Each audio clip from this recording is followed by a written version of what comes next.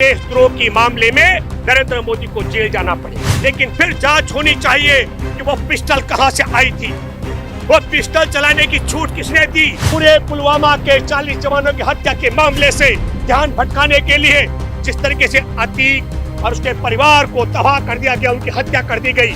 अतीक अहमद के भाई को तत्काल उत्तर प्रदेश के पुलिस के एक आला अधिकारी ने धमकी दी, 15 दिन में तुम्हारा काम तमाम कर दिया जाएगा। दोस्तों नमस्कार, मैं हूं भूपेंद्र रावत और आज मैं आपके साथ बात करूंगा। नरेंद्र मोदी की सरकार पूरी रसातल में दो अहम मुद्दों को लेकर फंसी हुई है। एक 24 जनवरी को हिंडनबर्ग की रिपोर्ट, जिसमें पूरे अडानी की पोल खोल करके रख दी थी, उसकी अगर जांच पड़ताल अगर हुई ज्वाइंट पार्लियामेंट कमेटी के माध्यम से, तो नरेंद्र मोदी को देश को तबाह करने, बर्बाद करने और चीन के साथ साझेदारी निभाने वाले अडानी का यारी करने पर, जो चांगचुंग लिंग है चीन का 20 लाख शेयर होल्डर अडानी का, वो उसके मामले में, देशद्रोह की मामले में नरेंद्र मोदी को जेल जाना पड़ेगा।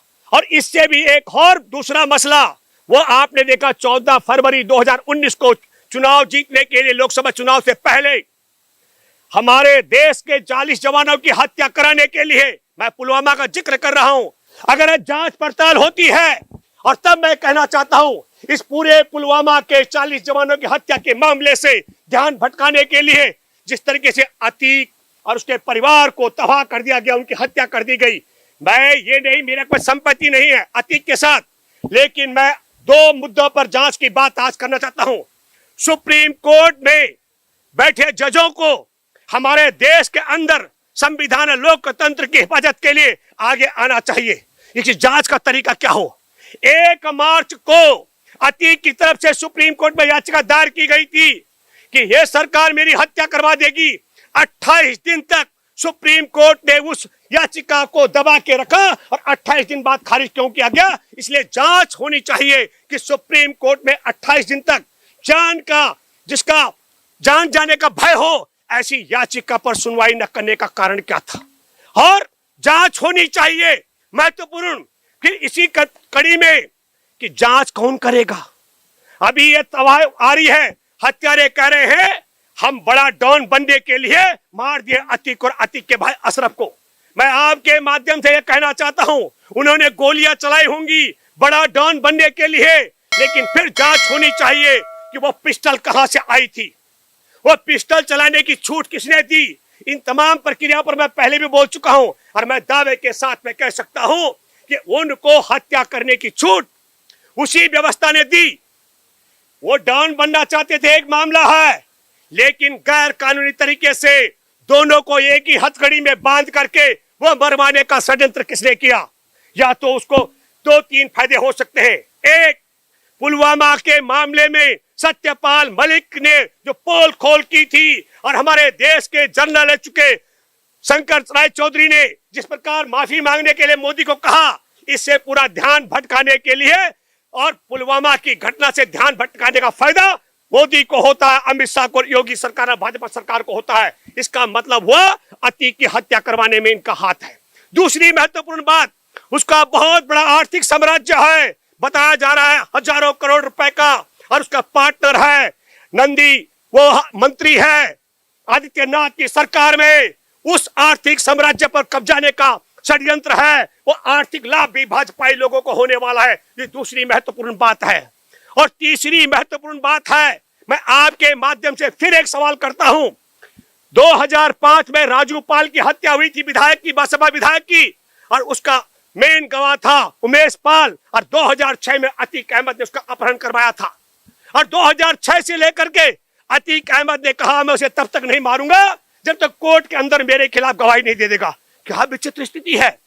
और जो उमेश पाल 2006 से लेकर के सपा बसपा की राज में नहीं मारा गया, उसकी हत्या भाजपा के योगी राज में की गई है। यह षड्यंत्र है। भाजपा ने पहले योगी राज में जानबूझ करके उमेश पाल की हत्या करवाई और फिर उमेश पाल की हत्या के बहाने अतीक के परिवार की तबाही और बर्बादी कर डाली। मैं ये नहीं कह रहा कि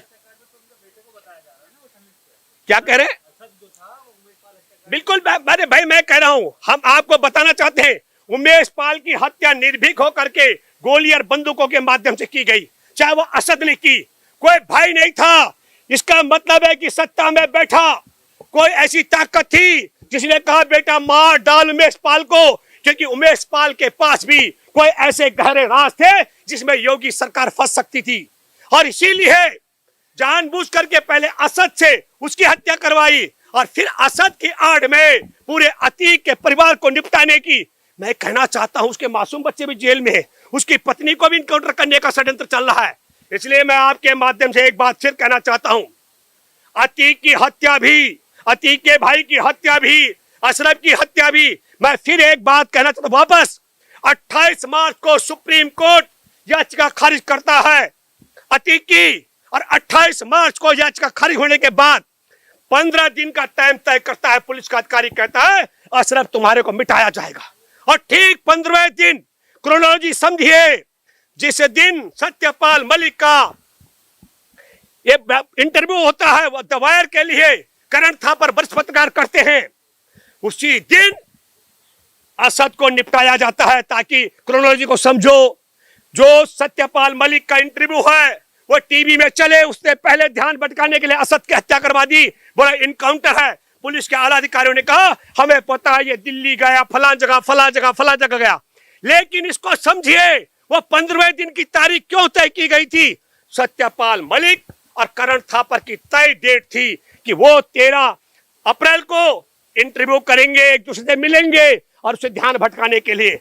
लेकिन वो इंटरव्यू द वायर ने 14 तारीख को चलाया। इनका खेल बिगड़ गया। इन खेल बिगाड़ने के लिए इन्होंने फटक से 15 तारीख को अतीक और अतीक के भाई अशरफ को एक ही साथ हथकड़ी में बांध करके निपटा दिया। तो मैं फिर कहना चाहता हूं आप सब लोगों के माध्यम से, जो हमारे देश से, देश की सीमा से, देश की सेना से, देश के जवानों से, देश के संविधान से, देश के इंसान से प्रेम करता है, वो उठ खड़े हो जाओ और घर घर पहुंचाओ ऐसे वीडियो को कि नरेंद्र मोदी और हमारे देश के राष्ट्रीय सुरक्षा सलाहकार ने आतंकवादी हमले के खिलाफ पुलवामा में आवाज खोलने पर तब राज्यपाल सत्यपाल मलिक को चुप कराया था। इसका मतलब है ये आतंकवादी के यार और हमारे देश के गद्दार हैं। इन गद्दारों को सजा दिलाने के लिए एक ही तरीका है, इस वीडियो को घर घर पहुंचाओ, एक एक जवान के घर पहुंचाओ, एक एक देश प्रेमी के घर पहुंचाओ, एक एक संविधान प्रेमी के घर पहुंचाओ और देश के 140 करोड़ लोगों तक पहुंचाओ, ताकि पता लगे कि देश के गद्दार और आतंकवादियों के यार है। और इसी तरीके से दूसरी बात आपको बताना चाहता हूं, 15 जून 2020 को हमारे 20 जवानों को गलवान घाटी में निर्मम हत्या कर दी गई, पीट पीट कर चीन ने मारा था और चीनी सैनिकों ने क्षेत्रों को अधमरा किया था।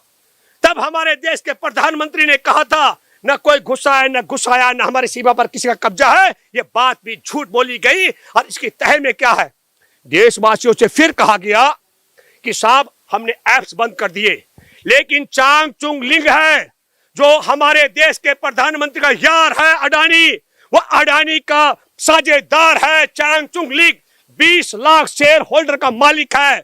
हमारे देश का एयरपोर्ट अदानी को, हमारे देश का बंदरगाह अदानी को, हमारे देश का रेल अदानी को, और अदानी के माध्यम से चीन के साझेदारी हो रही है।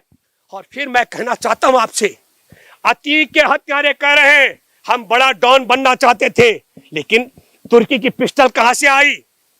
हम पूछना चाहते हैं उनको इतनी हिम्मत कहां से आई? हत्या करके निहत्थे खड़े हो रहे हो। वो 3 अलग अलग कासगंज, बांदा और अमीरपुर के 3 अलग अलग जगह के, उन्हें किसने मिलाया, उनको ट्रेनिंग किसने दी? इन सारी चीजों की तह में जाने के लिए मैं फिर आपको कहना चाहता हूं, इसकी जांच पड़ताल सुप्रीम कोर्ट में बैठे जजों को करनी चाहिए। वो कह रहे हैं बाहुबली, और मैं मानता हूं, क्योंकि हमारे देश के अंदर जब आजादी की जंग चल रही थी गोरों के खिलाफ, तब इनका एक स्वघोषित वीर सावरकर वो बुलबुल में बैठ के जेल से बाहर आता था।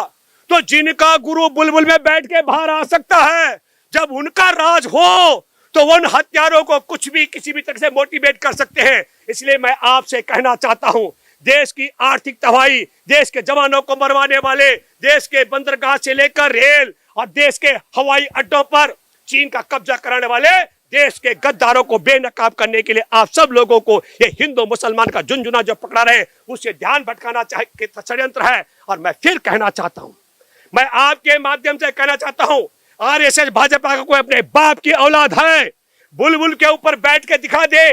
जो नई संसद भवन बन रहा है, पुराने संसद भवन से नए संसद भवन तक उठ के जाए बुलबुल पर, मैं भूपेंद्र रावत 10,000 रुपए इंडिया गेट पे उन्हें इनाम के रूप में दूंगा। आप सोचिए ये कितना सा बुलबुल पे, जब सावरकर जेल से बाहर आता था भारत भ्रमण के लिए, जो इतना बड़ा झूठ बोलते हो, वो गलवान घाटी के विषय में, अतीक की हत्या कराने के विषय में, हमारे देश के एक एक संपत्ति को अदानी के माध्यम से चीन के कब्जे में कराने के लिए और जवानों की हत्या कराने के लिए कितना झूठ बोलते होंगे, इसकी तह तक भी आपको जाना चाहिए। जहां शंकर राय चौधरी देश के जनरल रह चुके हैं, उन्होंने कहा नरेंद्र मोदी को माफी मांगनी चाहिए। और हमारे देश में 4 राज्यों के, बिहार, गोवा, जम्मू कश्मीर और मेघालय का राज्यपाल रह चुके भाजपा के वरिष्ठ नेता सत्यपाल मलिक ने कहा कि जवानों की हत्या करवाने, खुफिया एजेंसी की रिपोर्ट को खारिज करवाने, जवानों को जिंदा पहुंचाने के जहाज न देने, और इस सारे घटनाक्रम में भी अगर जांच पड़ताल होती है तो नरेंद्र मोदी और नरेंद्र मोदी के साथ साथ में 2 अहम लोग जिनके पाकिस्तान से सीधे संबंध है, एक सैयद अली अब्बास है, पाकिस्तानी आतंकवादियों का फाइनेंसर, वो हमारे देश के राष्ट्रीय सुरक्षा सलाहकार अजीत डोभाल के बेटे का पार्टनर है। जब पाकिस्तान के आतंकवादियों से भारत में बम विस्फोट कराने हो तो सैयद अली अब्बास के माध्यम से करवाए जाते हैं। इसलिए मैं कहना चाहता हूं कि उन आतंकवादियों के हमले की रिपोर्ट खुफिया एजेंसी ने जारी कर दी थी, उसको दबाने के लिए हमारे देश में भाजपा के वरिष्ठ नेता सत्यपाल मलिक ने कहा, मेरे को राष्ट्रीय सुरक्षा सलाहकार अजीत डोभाल और देश के प्रधानमंत्री नरेंद्र मोदी जो विदेश को बिना बताए पाकिस्तान जाकर बिरयानी खाने गए थे आतंकवादियों के साथ, इन दोनों ने कहा कि आप अपना मुंह बंद रखो। 13 अप्रैल को अतीक के लड़कों का इनकाउंटर होता है और उससे पहले सबसे अहम है 28 मार्च की तारीख। 28 मार्च को सुप्रीम कोर्ट अतीक अहमद की हिफाजत के लिए जो याचिका दायर की गई थी उसके द्वारा सुप्रीम कोर्ट में कि मेरे को खतरा है मारा जाएगा, 28 मार्च को सुप्रीम कोर्ट ने अतीक अहमद की याचिका खारिज कर दी। और जैसे ही सुप्रीम कोर्ट ने याचिका खारिज की, अतीक अहमद के भाई को तत्काल उत्तर प्रदेश के पुलिस के एक आला अधिकारी ने धमकी दी, 15 दिन में तुम्हारा काम तमाम कर दिया जाएगा। और इस धमकी के 15वें दिन ठीक अतीक अहमद के लड़के और एक और का इनकाउंटर होता है। आप गिनती कीजिए 28 मार्च से लेकर के और 13 अप्रैल तक। और 15 दिन क्यों तय किए गए, इस बात का खुलासा करना चाहिए करण थापर को और सत्यपाल मलिक जी को। क्या करना चाहिए, मैं दावे के साथ में कह सकता हूं, 14 अप्रैल को जो द वायर के लिए करण थापर ने जो इंटरव्यू जारी किया सत्यपाल मलिक का पुलवामा हमले को लेकर के, ये इंटरव्यू तय करने की तारीख जिस दिन तय की गई थी, ठीक वो सूचना तब उत्तर प्रदेश के योगी आदित्यनाथ की सरकार, पुलिस के आला अधिकारी और मैं दावे के साथ में कह सकता हूं कि नरेंद्र मोदी और अमित शाह तक पहुंच चुकी थी। और ठीक उसके बाद आपने देखा होगा, पहले सूत्रों से समाचार होते थे, फिर आपने देखा कि अब तो मारा गया है। मेरी अतीक से कोई सहमति नहीं है, मेरी अतीक के भाई से कोई सहमति नहीं है। मैं ये मानता हूं कि देश के अंदर माफिया राज खत्म होना चाहिए, अतिताई खत्म होना चाहिए, लेकिन जिस तरीके से किया गया इसकी तह तक हमको जाना पड़ेगा। 2006 में उमेश पाल का अपहरण करता है अतीक, अपहरण कराता है 2006 में। और 24 फरवरी को जब अतीक के खिलाफ उमेश पाल गवाही दे देता है, उसके बाद उमेश पाल की हत्या कर दी जाती है। गवाही के बाद हत्या का औचित्य, और फिर कानून के राज का खंभ ठोकने वाले योगी आदित्यनाथ, मैं चैलेंज करता हूं, आप सब लोगों ने देखा होगा उमेश पाल की हत्या करने वाले लोग निर्भीक होकर के बम और गोली से हत्या कर रहे थे। किसी प्रकार का भय उनके चेहरे में, उनके हाव भाव में नहीं दिख रहा था।